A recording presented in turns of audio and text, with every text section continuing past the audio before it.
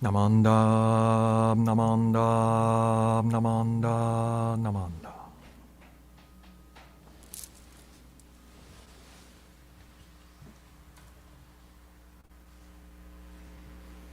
Well, good morning, everyone. Welcome to our August Shotsuki monthly memorial and adult Dharma service. We'd like to begin the service reading the names of those who've passed away in the month of August.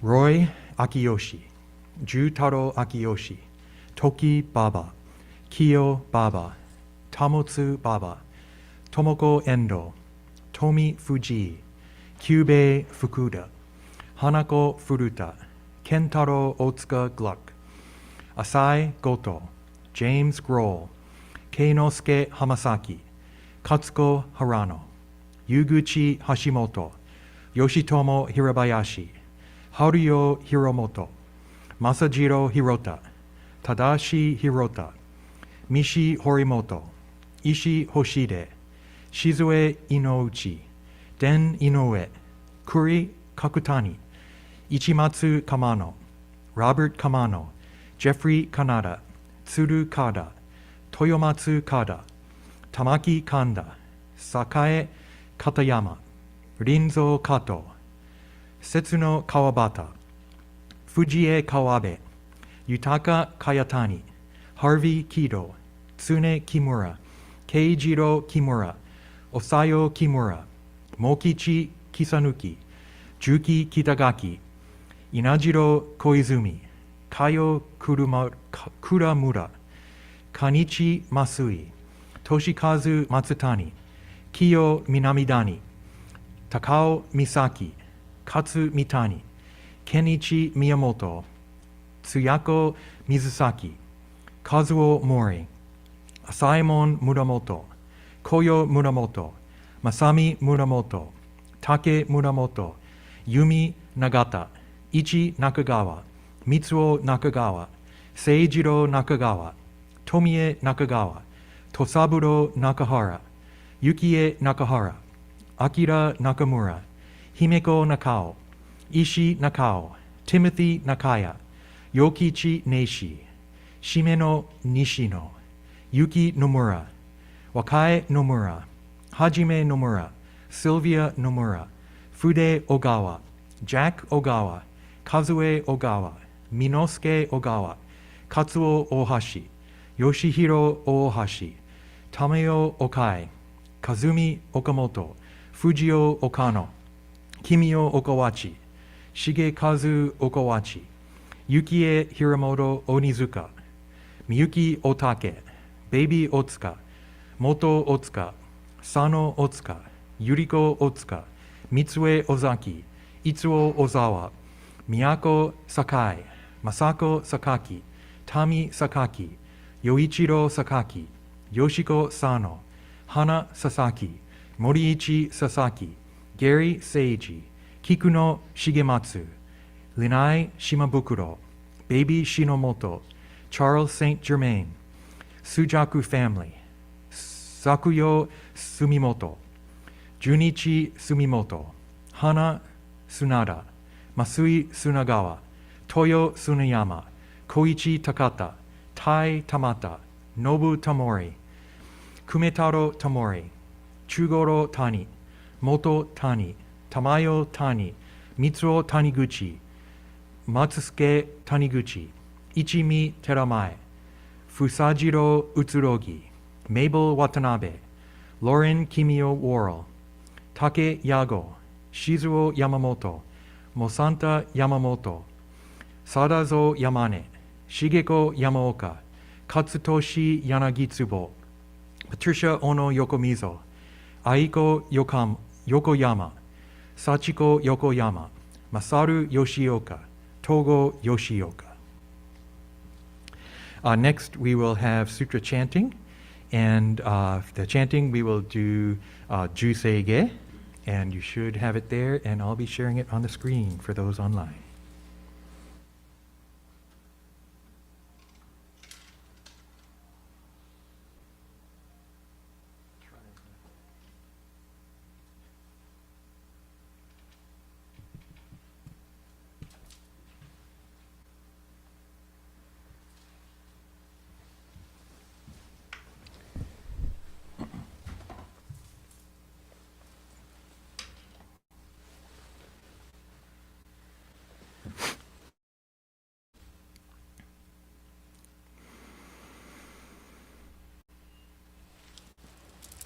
Namanda, Namanda, Namanda, Namanda.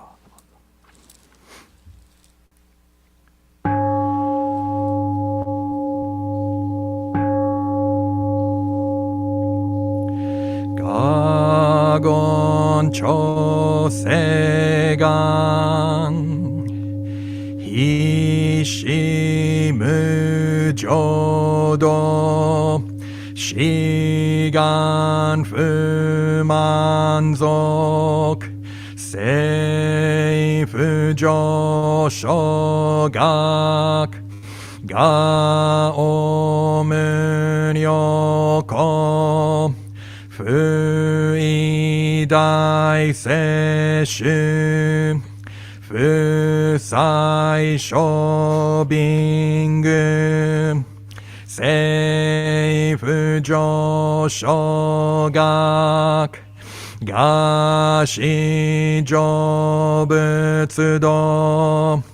Myosho Chojippo Kukyomi Shomon Seifu Joshogak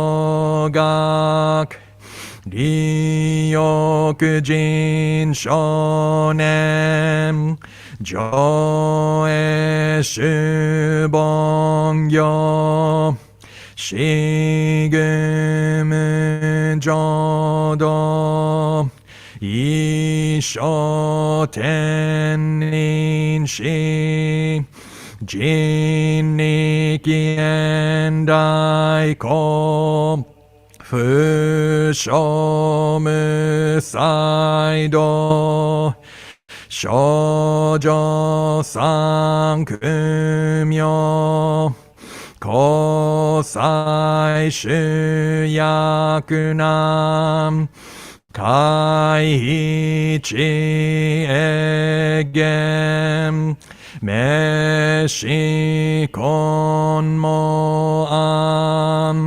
Heisoku Shoakudo 通達禅宗門高僧上満足異様の実法日月主樹期天候音符源一種解放像公正独法上大集中説法四式供養一切物具足主徳本元年出上満徳意三害を如仏無下知通達未不詳願学エリク投資最小尊志願や国家大仙を感動国書天人東珍妙慶南無阿弥陀仏南無阿弥陀仏南無阿弥陀仏南無阿弥陀仏南無阿弥陀仏南無阿弥陀仏願にしくど平等性祭道本大心往生安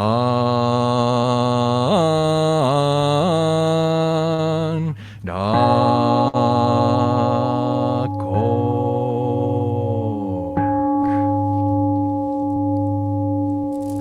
南無阿弥陀仏南無阿弥陀仏南無阿弥陀仏南無阿弥陀仏南無阿弥陀仏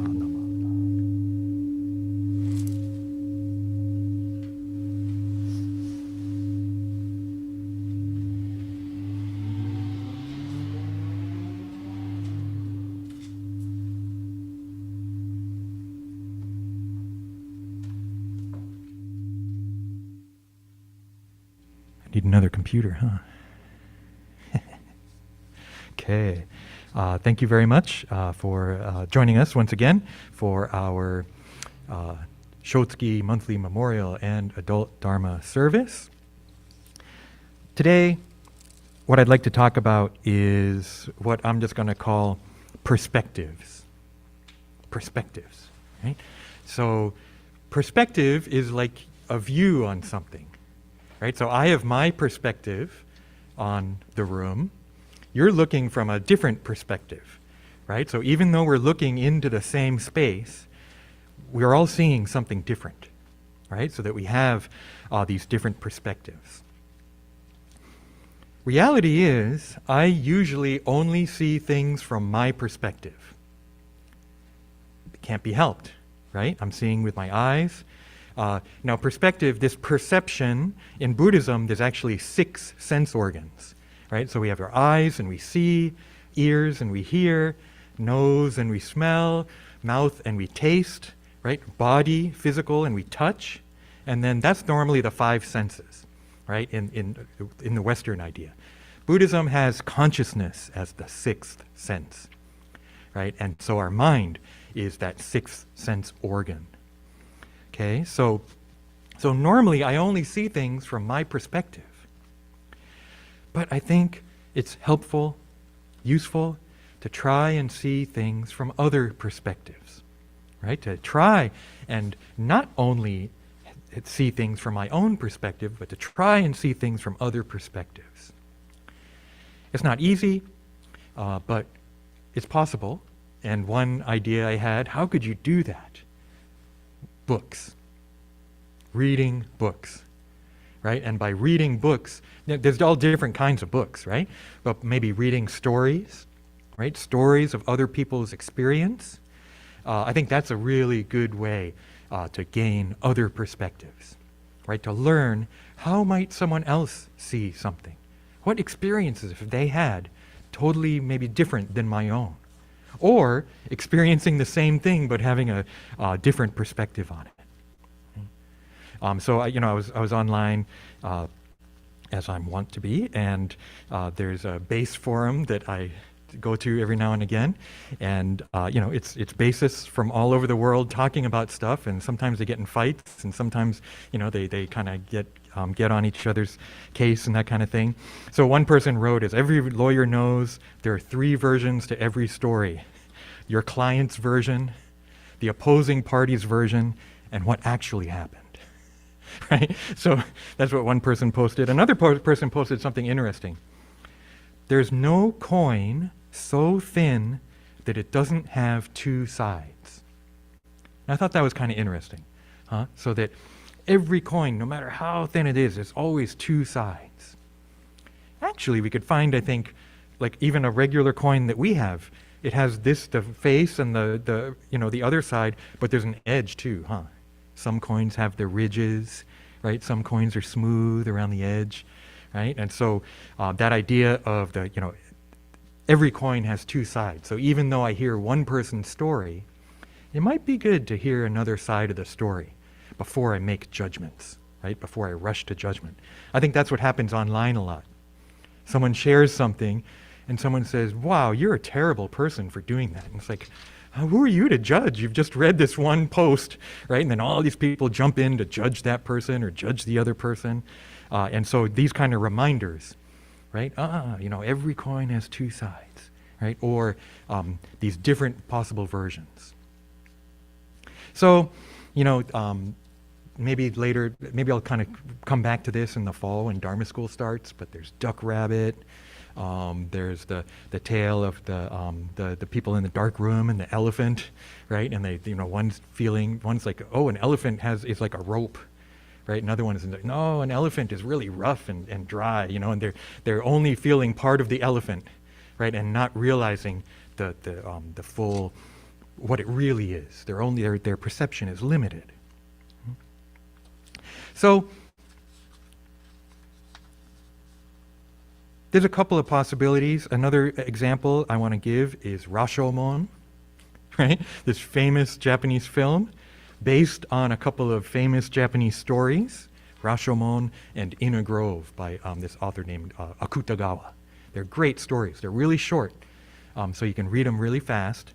And then the famous filmmaker Kurosawa, Akira Kurosawa, right, makes a film in the 1950s, I think, early 50s, called Rashomon, based on those stories.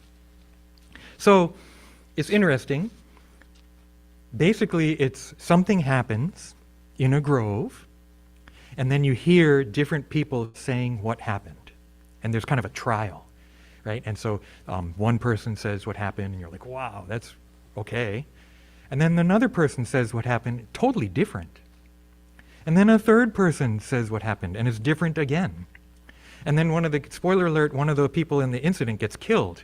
But even that person gets a report through a medium, through a Shinto medium, right? And so we hear the spirit saying what happened, and it's different again. You would think, wouldn't the spirit be saying what really happened, right?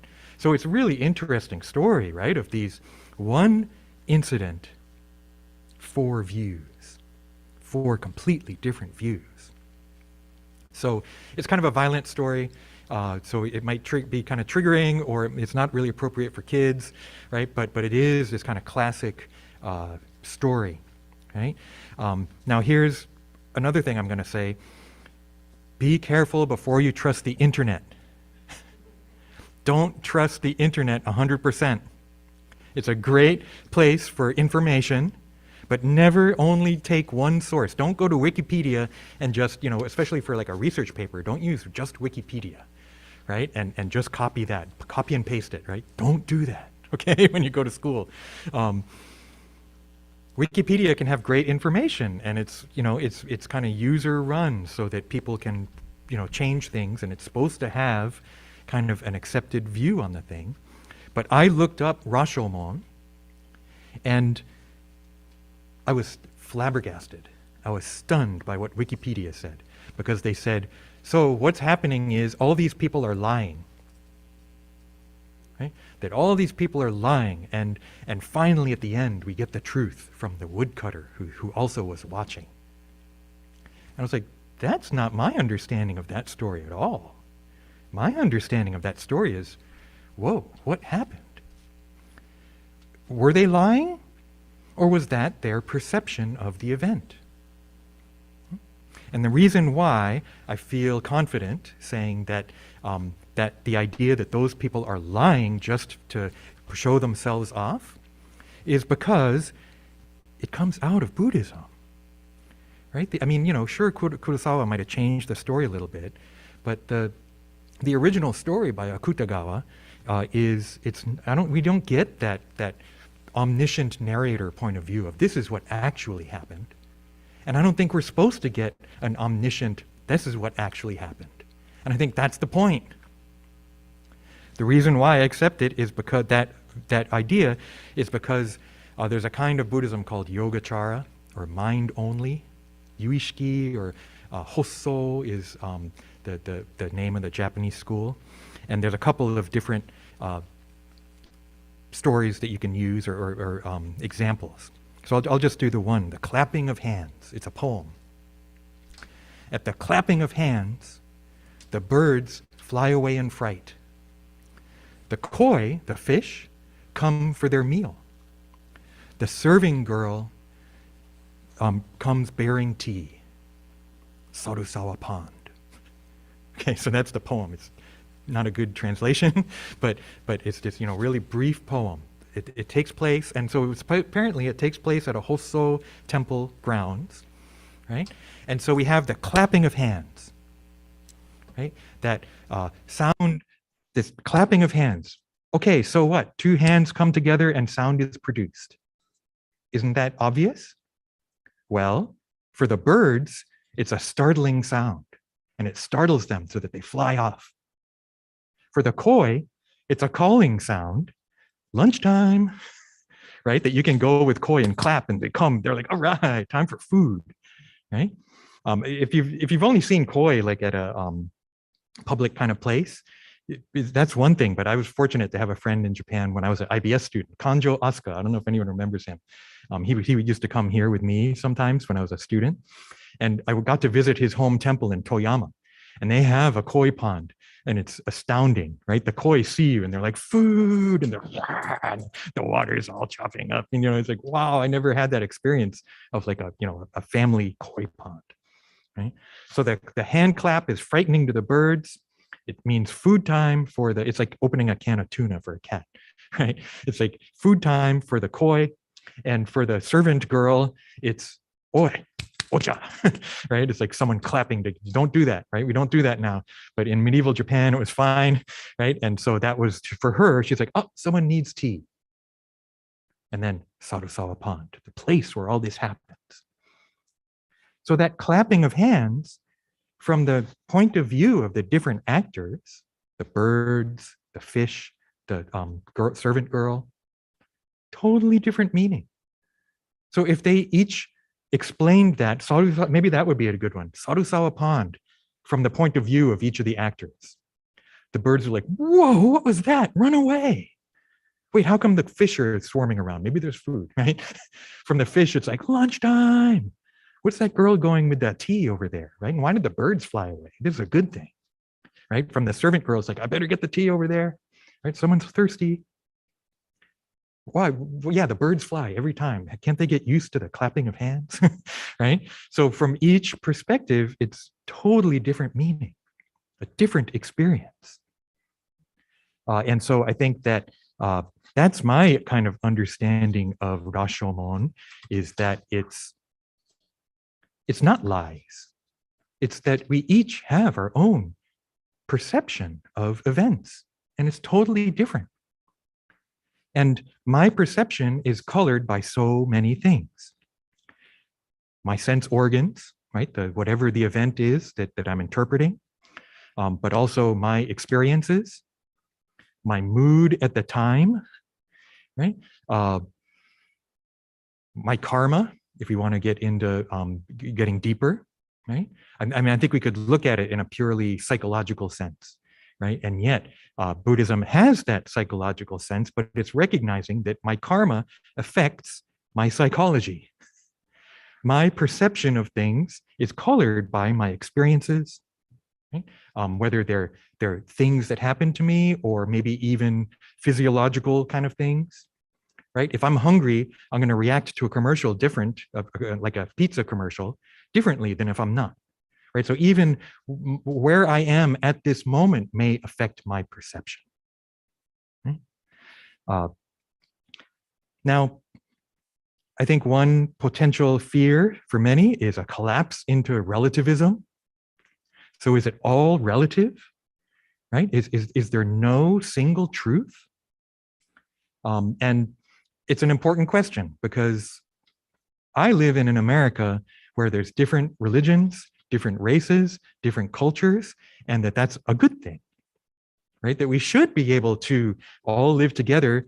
Yeah, our single thing is we're American, but we can have different culture, we can have different ways of being, right? We can have different beliefs, and yet still be American and still get along. Right? I don't have to worry about, oh my gosh, there's no truth. What? We can have different religions? Oh, I can't handle it. That's the way it is for some people, I guess. But for myself, I'm fine with it. It's fine. It's great. Right? So that collapse into relativism, to me, is kind of like a red herring. I don't know. It'd be interesting to hear your perspectives on this. But that's one of the counterpoints to multiculturalism, to pluralism, that's a bad thing, that we're going to dissolve into chaos, right, if we do that. And I just disagree completely, right? Because if we're only going to have one view, if we're only going to have one religion, if we're only going to have one group on top, that has its own problems, right? And that I don't think that's the answer myself. But this idea of pluralism as a bad thing, or multiculturalism as a bad thing. I guess for myself, I'm American.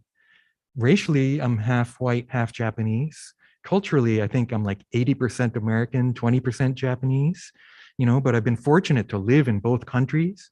Just living in another country and your eyes open and you realize, oh, okay, yeah, people are different. That's kind of cool. This is great. And even in this other place, going to Japan, there's not this monolithic single Japanese culture. Japan's interesting because it has these regional differences.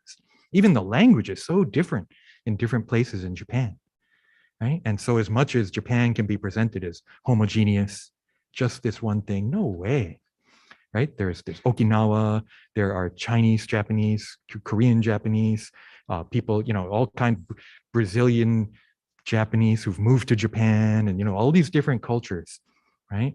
That we can see. So I personally think it's a good thing. Now I was thinking too, this is the Shotsuki, right? The monthly memorial service. So, I try to talk about Shotsuki every time. And I was like, how can I think about it in terms of the theme perspectives? Right? And maybe one way is, let's think about, if you're here honoring someone, think about things from their perspective. What was the experience that they had? Especially if they were older, they lived through a different time in history, right? They went through different things. And I think it can be really good to think about that, because that shows me my own perspective. I grew up with video games, MTV, right? Music videos, television. I didn't encounter cell phones till I was like 30. I didn't really, the iPhone and everything, right? That I've seen different things, different periods, and I forget what it was like before. And thinking about that can be good. Then if I think about my dad, born in 1929, lived through World War II as a young child, really, as a child, adolescent, right? So his experience was really, really different. I think they had telephones then, right? Really, did they even have a telephone, right? When does telephone start? Early 20th century, right? So even maybe some of the people on the list grew up in a time before that. So maybe that's one way we can honor those people we're remembering for Shotsuki, is think about it from their perspective. What was life like for them, right? In terms of society, but also what they went through, what struggles they had to face, right? And that realizing those struggles too may be relevant to my life, right? Even if I didn't have to go through that time, they did. And I'm here because they went through it, right? That going through that for them must have been a really powerful experience, right? And that has impact on me. It's the last couple of years that, thinking about my parents and, thinking about what they went through. My parents actually went through, each one I think had a real traumatic event, right? His father died when he was 3 years old, 1932, right in the middle of the Depression. And so realizing how hard that must have been on his mom. He was an only child. And, so him and his mom, like, it had such a deep impact on him.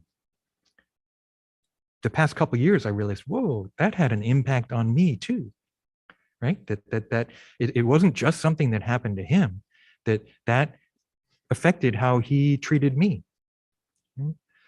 Same with my mom. My mom was born, I think, I couldn't really tell you, 1939 maybe. She was 37, right? So she was a kid, World War II, in Japan, in Sakhalin, the island north of Hokkaido, right? My grandfather had been a colonist and went up there, right? And then the trauma they went through, actually life was great there, apparently, from my aunt tells me, right? But then the war is coming to an end, and here come the Russians, right? The Russian army is advancing down, ready to invade Japan from the north, right? And so they had to escape. They caught the last ship out.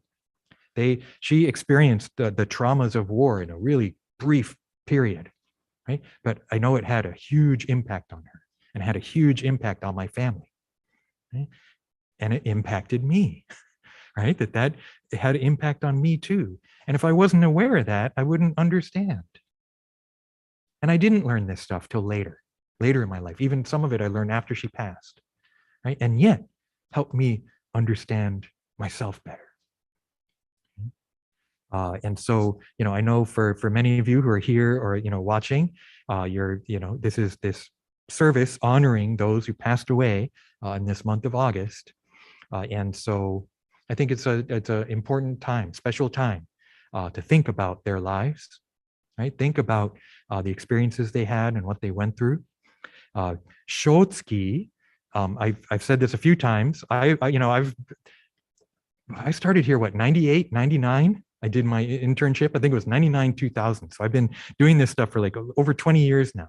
And at first I thought it was Shotsuki because we usually do this on the first weekend of the month. So tsuki, I know, is month. And I thought sho was hajimete, first. So I thought it meant first of the month. I'm just making this up in my head, right? And then when I finally actually became a minister, I found out, oh no, it's shotsuki. It's tsuki, I got that right, the month thing. So that's the monthly part of the monthly memorial. But the sho means auspicious. It has a really good meaning, auspicious month, right? So it means, right, this auspicious month when our loved one passed away. And from a Western perspective, you're like, what? You're calling this memorial a good thing? Isn't it sad? Isn't this a bad thing? One perspective. Let's take a different perspective. Let's think of it as an auspicious month, right? Let's think of this as a good thing. Isn't that interesting? Which we might not normally, and yet Buddhism is asking us to look from a different perspective. How can it be a good thing? We're here listening to the Dharma, remembering them, thinking about them, right? Keeping that name alive. The families that, you come here regularly for these things, it's maybe that's normal, but some of the people, maybe they don't even actually have family anymore. And their name being read, their name being said out loud, right, is really special, right? This really kind of special memorial to them. So that Shotsuki, this auspicious month of this monthly memorial, right, asks us to see things from another perspective. I think Buddhism is asking us to see things from another perspective all the time, right? It's saying, don't assume, don't give in to just looking with the tunnel vision. Right? To realize, I have tunnel vision. I'm only seeing this side of it. Let's think about another side. Let's try and, before I rush to judgment, before I make any of these snap decisions, right? Let's try and see it from another perspective. So I want to thank you very much for joining us for our August Shotsuki monthly memorial and adult Dharma service. Why don't we conclude with Kansho. The clapping of hands. The birds fly away in fright. The koi come expecting food. The serving girl brings tea. Sarusawa Pond. Namo Amida Butsu. Namo Amida Butsu. Namo Amida Butsu. Namo. Namo.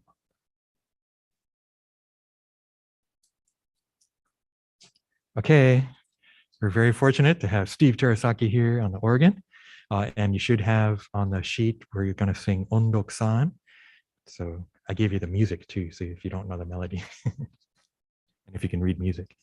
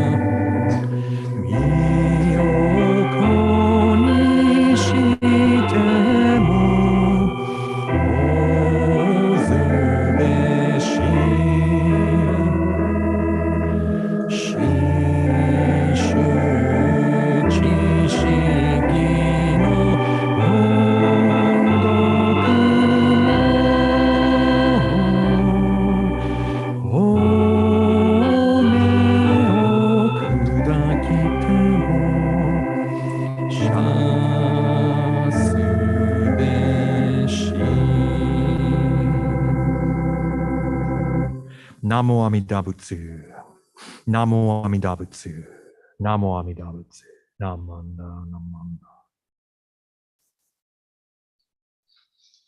Okay, a couple quick announcements. Thank you, everyone who participated last week in our Obon, our various Obon events, the festival and the dance and the services.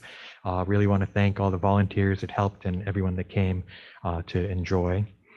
This is our last service until September 11th. We don't have service over Labor Day weekend, and we'll be back the Sunday after that. We'll be having Dharma school. We'll be having Dharma family service. We'll have Shotsuki on that date for the September Shotsuki, and then we'll be picking up back up with our regular service schedule. So we're looking forward to that, but enjoy a little break for a few weeks. Let's see. If you're online, you can please hit the like button for this service, and you can watch other videos, and you can join our mailing list, and you can even join the church. There should be a link on our website for that. And subscribe too if you have not done so yet already. I think that'll be it. Thank you very much, everyone. Nice to see everyone here in person. Nice to see you online, whether you're watching live or watching the recording later. Why don't we conclude our Shotsuki monthly memorial and adult Dharma service with Kansho. Namo Amida Butsu.